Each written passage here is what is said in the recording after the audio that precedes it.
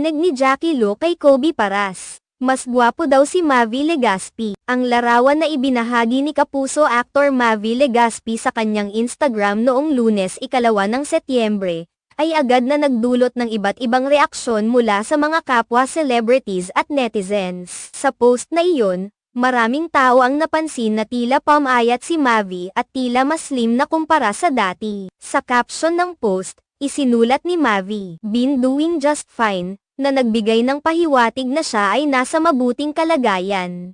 Ang kanyang pagbabago sa timbang ay agad na nakatawag pansin sa mga taga-subaybay. Isa sa mga nagbigay ng komento ay ang komedyanteng si Cherez Solomon, na nagpasalamat kay Mavi sa kanyang bagong hitsura. "Ang payat mo but beautiful," sabi ni Cherez, na tila napahanga sa pagbabago ng timbang ni Mavi. Agad namang sumagot si Mavi, "It's been a journey. 40 pounds